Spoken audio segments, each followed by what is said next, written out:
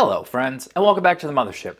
Today I'm going to show you how to make some absolutely amazing all beef hot dogs. Let's get started. This is a rib roast, which in general, if you're making hot dogs, is actually on the fancier side. You don't want to use such a nice cut of meat. But we are coming off of Easter here, and this is cheaper than chuck, because I guess the grocery store ordered too much. So we are going to go with very gourmet style hot dogs. Now since these have the bone in them, we just got to take the bone out. But as with all grinds, we just want to get these into strips that are going to get through our grinder. I usually separate the fat from the meat, just so I can really dial in the ratio. So I'm just going to get this cut up, throw it into the freezer, bring it to the point of basically frozen, and that's what we're going to use for the grind. The background. Okay, these are cut up the way I want them to be, something like that. You can see I separated the fat from the meat. I'm going to weigh them out. I'm probably looking for about 80-20 between fat and lean meat. And I think this is probably there, if not a little bit, maybe a little bit fattier. But I think this should be good to go. I probably won't need to add any extra fat here. So, just like usual, guys, I'm going to get these spread out onto a tray and put them in the freezer. Bring them to that point where they're basically frozen, because that'll run through the machine much faster and much more efficiently. While I let my meat get nice and cold, it's time to get our ingredients together. As always, guys, obligatory, buy yourself a small scale. And since we are doing essentially sausage, we are going with the metric system today, not freedom units. I have about 1,449 grams of meat, and we are going to start off with salt. And I usually do about 1.75%, which in my case is about 25.4 grams of salt. In this case, we're going by weight, so you can do whatever salt you want. Table salt, kosher salt, any salt will do. There we go. I'm also doing about 0.25% pink salt number 1. That'll give us a nice cure. 0.2% paprika, 0.2% garlic, 0.2% white pepper, 0.15% mustard powder, and 0.15% onion powder. Just want to get this nice and mixed together, and this is what we're going to use to season up our doggies. So my original intention was to use my grinder, grind up all the meat, and then move it to my new food processor to actually emulsify it. But since this is a new machine for me, I'm actually curious to see if I can get close to a grind with this machine by itself. So I'm actually going to run all this through here, try and get like a decent grind on there. Then I'm going to get it nice and cold, and we'll go ahead with emulsifying it. But I'm going to see if we can actually get a good grind with this food processor. Now I've cut everything smaller than I usually do. I'm looking at like 1 by 1 inch cubes, and I'm going to run it through the machine like that. Maybe go half of it at a time, pull it out, get it nice and cold. We'll talk about that soon, but that's very important for emulsion, and see how it works.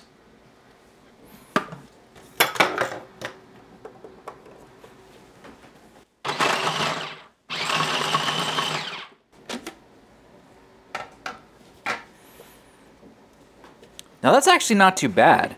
It's not obviously as uniform or as pretty as using a grinder, but this could be much worse. Everything seems to have ground up pretty well. It's kind of like more of like a, I don't know, couscous kind of size, but it's not bad. There's still some chunks, so I'm gonna keep running it.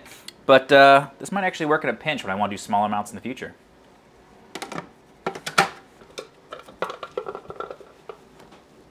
Not bad. Now that actually worked out pretty well. You can see there's a decent grind to it. Obviously, it didn't work as well as my dedicated grinder, and you don't want to burn out the motor on this, but in a pinch, this could do for like a pound or two. Now I'm just going to add a little bit of water to our seasoning and then get this all mixed together.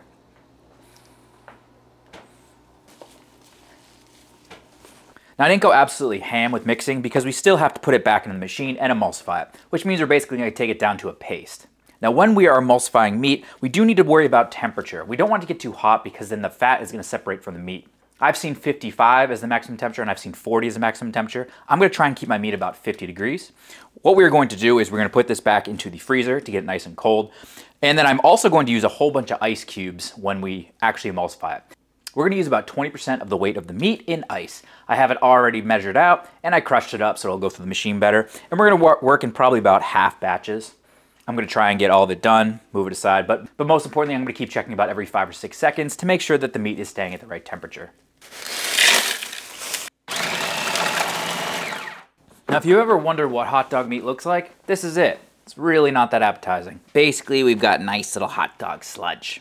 But this is what we want. This batch is done. I'm gonna get it out of there, put it into my fridge, and then proceed doing the rest of this. It's not the most fun. It actually takes a long time, but it's not too difficult. Just make sure you keep your temperatures nice and cool.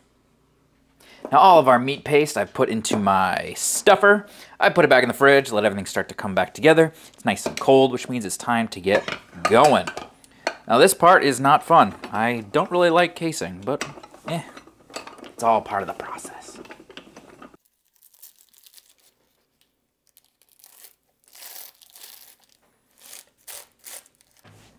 With these little hot doggies in their cases now, I'm just gonna let them sit like this for an hour or two and let that cure really start to work. I have gone over them and poked out some air holes with just a toothpick. This isn't my best job, guys. There's a bunch of air holes in these, and some of them are not the right size. But that'll be a fine little snack while I'm cooking up dogs. In general, these look pretty good. But like I said, just gonna have them sit for about an hour or two at room temperature. You could put them in your fridge and let them do their thing overnight. I'm just going to let mine sit, and then it's going to go onto the smoker at 180 degrees, where we'll get some smoke on there and cook them off. So let them sit, do their thing. We'll come back when it's time to smoke. I waited about an hour and a half, and now I just threw our hot dogs onto the smoker. I'm going to run them at 180 until they have an internal temperature of maybe 145. If you're running all pork, I'd go higher, 155, something like that. But we just want to fully cook them off. And then we can cool them down, take the wrapping off. You can leave them on if you want. And then we can, do whatever you want. They're hot dogs at that point. Grill them off, boil them, do whatever. But I just want to get these fully cooked, get as much smoke on there as I can. So run them at a low temperature, but I am hot smoking them at 180. So let them do their thing. I'm going to come back and check on them in a bit. These took about an hour and a half, but right now we are probing about 155, which is a little higher than I said I was going to take them. But these are good to go. I'm going to pull them, and I'm going to shut off the cooking process by tossing them into an ice bath. These are absolutely ready to eat, but I don't know about you. I like to have mine with some nice grill marks. So I'm going to cool them off completely, and then I'm going to throw one onto the grill and just see how we did. But right now, I want to get them taken off, throw them into an ice bath. You could absolutely take the casing off of these. It should just pull right off, or you can leave it on. It's your choice. But definitely into an ice bath we go. And then you can vac seal, do whatever you want. These are ready to go. Nice cooked up weens.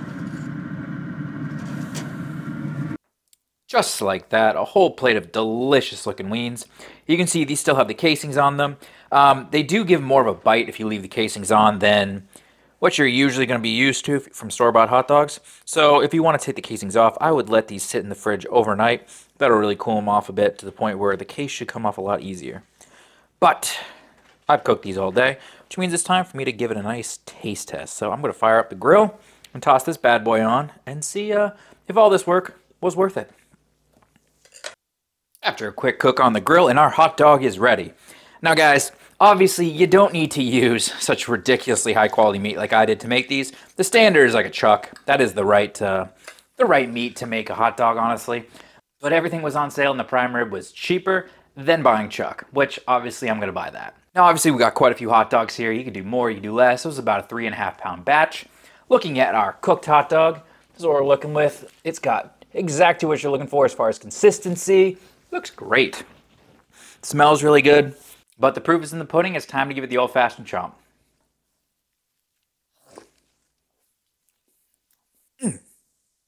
These are really, really good, guys. Honestly, it's a hot dog. It is going to taste like a hot dog, but there's different grades of hot dogs. I'm sure you know. There's the cheapest, really bad quality ones, all the way up to the really high quality ones. This is definitely on the higher quality end. Now, when I'm making sausages, emulsifiers is usually not the route that I'm going. I like a little bit more bite to them, but the consistency on these is really, really good. And then using that really high quality beef produces a result that's definitely noticeable. It is quite a lot of work just to make a hot dog when you can go buy one at the gas station for $1. But I do recommend trying them at least once. And you know what? You might want to make all your hot dogs from now on. Doing them in a huge batch like this, I can freeze off a whole bunch. We tend to eat more burgers than dogs in this house, but I do like having a dog with a burger, so I can have one with my burgers going forward for next couple months.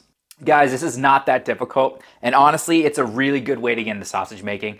I didn't even have to use a grinder, I just used my food processor. So if this is your first time making something like this, you can do it with something you probably already have. You don't have to go buy something expensive. Food processor will get it done. What I'd really like to know from you guys down below, When you're buying hot dogs, do you like all beef? Do you like pork? Do you like a mixture between the two? I tend to usually buy the all beef ones, but sometimes I like a good pork one. Curious to know what your guys' thoughts are. As always, like, comment, subscribe, all that YouTube jazz. But most importantly, cook something fantastic, and I'll see you on the next barbecue.